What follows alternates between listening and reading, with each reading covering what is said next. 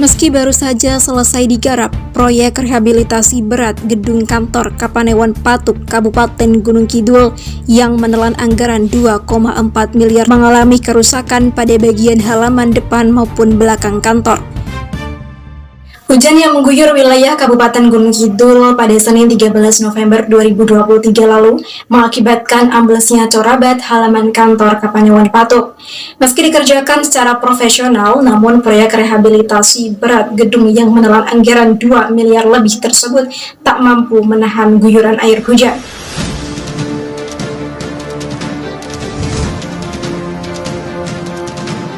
Meski baru saja selesai digarap, proyek rehabilitasi berat gedung kantor Kapanewon Patuk, Kabupaten Gunung Kidul yang menelan anggaran 2,4 miliar mengalami kerusakan pada bagian halaman depan maupun belakang kantor. Kejadian tersebut sontak mengundang tanda tanya terkait kualitas pembangunan gedung yang dibiayai oleh pemerintah Kabupaten Gunung Kidul melalui Dinas Pekerjaan Umum, Perumahan Rakyat, dan Kawasan Permukiman.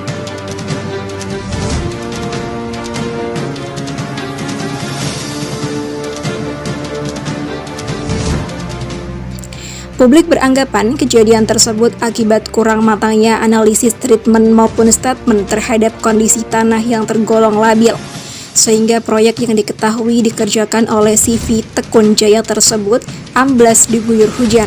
Pemirsa, untuk mengetahui secara detail penyebab amblesnya proyek tersebut, berikut wawancara kami bersama Nanang Irawanto, Kabid Cipta Karya DPUPR Kabupaten Gunung Kidul. Ada dua kerusakan akibat hujan pertama kali yang ada di Kapanewon Patuk. Yang pertama kerusakan di halaman bagian depan, kemudian yang kedua ada kerusakan di tritis belakang. Kemudian kerusakannya berupa tanah yang ambles, kemudian berakibat pada rapat beton yang memang kolaps masuk ke dalam, kurang lebih antara 30 sampai 50 cm. Kemudian terkait dengan itu kami sudah menyurati penyedia pertanggal 14 kemarin. Kemudian penyedia merespon cukup baik surat tersebut, dengan pertanggal 14 juga langsung mendatangkan material dan tenaga kerja dan mulai mengerjakan perbaikan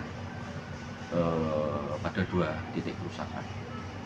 Kemudian kami memberikan waktu sampai dengan akhir minggu ini, sampai dengan hari Sabtu atau Minggu untuk masa perbaikan itu.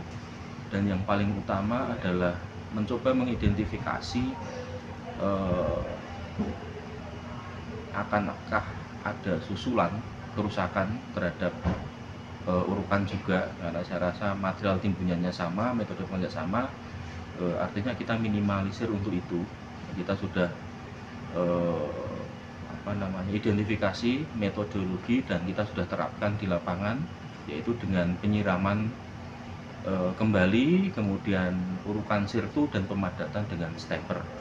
Nanti harapan kami itu meminimalisir resiko dan potensi kejadian terulang kembali saat hujan. Kemudian imbasnya saya rasa kalau pada struktur bangunan itu hampir tidak ada secara serius, itu tidak ada. Ini memang murni hanya di halaman dan tritisan saja. Ini memang di luar prediksi kami sudah melakukan pemadatan kemudian secara berlapis, tapi memang ada satu yang ditinggalkan atau mungkin tidak telaten, itu nyiram. Dan itu ternyata memang berimbas secara teknis pada settlement tanah di sana. Kemudian ya kami masih tetap optimis dan yakin bahwa bangunan masih tegak berdiri tanpa terganggu settlementnya. Jadi ini merupakan salah satu pembelajaran bagi kami, bagi pemborong, dan saya rasa bagi pemilik dan yang mengerjakan bangunan gedung, yang saya rasa memang butuh kehati-hatian di dalam treatment settlement tanah. Itu menjadi pembelajaran kami, dan saya bersyukur bekerja sama dengan pemborong yang cukup bertanggung jawab. Artinya kejadian sore hari, malam hari beliau sudah ngecek lokasi, keesokan harinya mobilisasi alat, bahan, dan tenaga itu sudah dilaksanakan, dan hari ini ya sekitar 50% sudah selesaikan. Gitu. Artinya ini secara analisa berarti faktor alam ya? Kalau saya menyalahkan alam seluruhnya tidak fair. Tentu ada banyak potensi. Tanah itu yang menjadi hal yang paling utama, menjadi penyebab longsornya, amblesnya Tabat, dan itu saya rasa karena memang air yang harusnya dikocor itu tidak dilaksanakan, atau dilaksanakan tapi tidak telaten, karena kalau ini terjadi di semua, itu saya rasa amblesnya semua pekerjaan ini hanya ada satu lokalisasi bagian pekerjaan saja. Jadi semua potensi turut serta mempengaruhi settlement tanahnya. Dari beberapa informasi, bahwasanya di lokasi tersebut memang tanahnya labil, dari pihak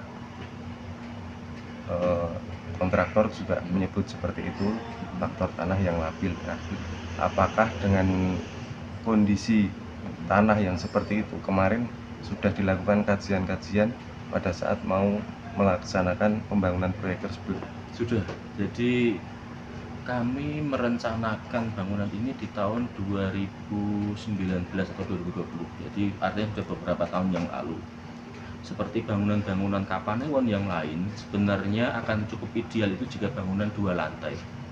Kami menetapkan 1 lantai itu karena memang mengingat hasil dari kajian tanah berupa boring dan sondir dan boring itu disimpulkan bahwa daya dukung tanah itu cukup dalam. Artinya kita tidak akan mengambil risiko untuk bangunan 2 lantai, kemudian kita dengan menggunakan pondasi yang cukup dalam, kemarin pakai sumuran hampir 6 atau 7 meter bervariasi. Artinya adalah pertimbangan kita sudah melalui pertimbangan teknis yang cukup matang saya rasa. Hanya memang pengambilan keputusan di lapangan dan saya rasa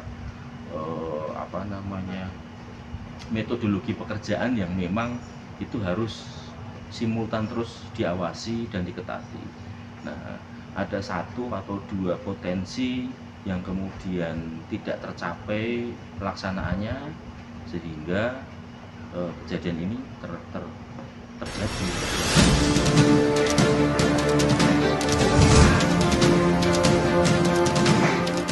Dari Kabupaten Gunung Kidul, Daerah Istimewa Yogyakarta, Agus Yuliantoro, IGTV melaporkan.